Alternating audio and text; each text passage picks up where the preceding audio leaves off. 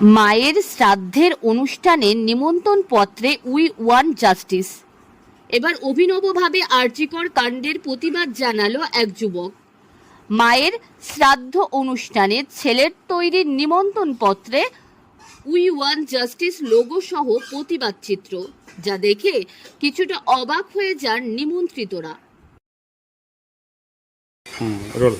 আপনার নাম? আমার নাম তন্ময় ব্যানার্জি। কার্ড পেলেন, কি দেখলেন কার্ডের মধ্যে? হ্যাঁ, যে কার্ডে যেটা উনি মানে বক্তব্য রেখেছেন যে উই ওয়ান্ট জাস্টিস, এটা হচ্ছে এখন আমাদের মানে সকল মধ্যবিত্ত যত আছে মানুষ আছে পশ্চিমবঙ্গবাসী, তাদের সকলেরই এইটাই এখন বক্তব্য যে প্রায় 40 দিন হয়ে গেল এত বড় একটা নির্মম একটা মর্মান্তিক ঘটনা আরজি করে ঘটেছে, সেটা এইভাবেই প্রতিবাদ হওয়া দরকার। এবং উনি যেহেতু মায়ের পরলৌকিক কাজের জন্য 10-12 দিন 15 দিনের মতো বাড়িতেই আছেন, উনি এইভাবে তার মানে প্রতিবাদ বাড়িতে থেকেই মানে সম্পূর্ণ করতে চেয়েছেন। এটা খুব ভালো একটা পদক্ষেপ।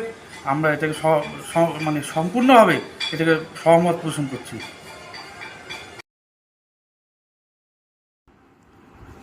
আরজিকর কাণ্ডের প্রতিবাদে প্রতিদিনই কোনো না কোনো জায়গায় প্রতিবাদ মিছিল গড়ে উঠেছে।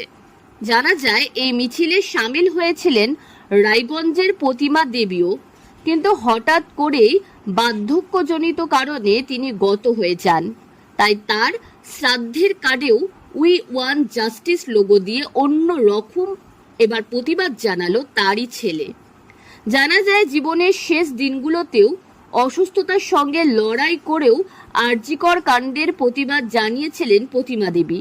প্রতিমা দেবীর মৃত্যুর পরও তাই তার প্রতিবাদের আগুন জ্বালিয়ে রাখলো মায়ের শ্রাদ্ধের নিমন্ত্রণ পত্রের উপরই। তাই উই ওয়ান্ট জাস্টিস লিখে আত্মীয় পরিজনদের মাঝে বিচারের দাবিতে ছড়িয়ে দিলেন ছেলে শুভ্রজ্যোতি দত্ত। গত হয়েছেন, কিন্তু তার আগ অবধি কিন্তু মা টিভিতে পেপার ফলো করতেন এবং পশ্চিমবঙ্গে আজ প্রায় 36 দিন হলো একটা ঘটনা ঘটে গেছে, কিন্তু আমাদের কিন্তু এখন পর্যন্ত সঠিক বিচার আমরা পাইনি। আজকে জুনিয়র ডাক্তাররা সবসময় চেষ্টা করে চলেছেন, ওনারা প্রচুর প্রতিবাদ করছেন। আমি তো তাদের সাথে গিয়ে সামিল হতে পারছি না।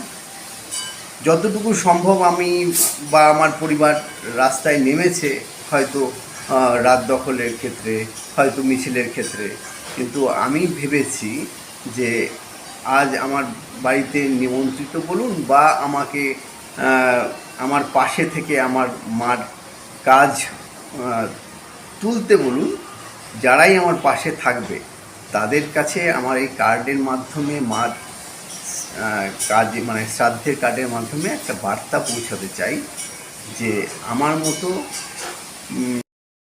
সবাই যেন তিলোত্তমার বিচারের জন্য এগিয়ে যায় এবং কামনা করে। শুভ্রজ্যোতি জানান, এই প্রতিবাদ শুধু চিকিৎসকদের নয়, প্রতিটা মানুষের। দিন কয়েক আগেই বার্ধক্যজনিত রোগে প্রয়াত হন প্রতিমা দেবী। তখন শ্মশানে মাকে দাহ করার সময় শুভ্রজ্যোতির মাথায় এসেছিল মায়ের শেষ ইচ্ছাকে মর্যাদা দিতে নতুনত্ব কিছু করার। তাই চিকিৎসকদের মতো প্রেসক্রিপশনে প্রতিবাদ জানাতে না পারলেও মায়ের শ্রাদ্ধের কার্ডে তিনি তার প্রতিবাদ জানিয়েছেন। উত্তর দিনাজপুর থেকে পিয়া গুপ্তার রিপোর্ট, লোকাল 18 বাংলা।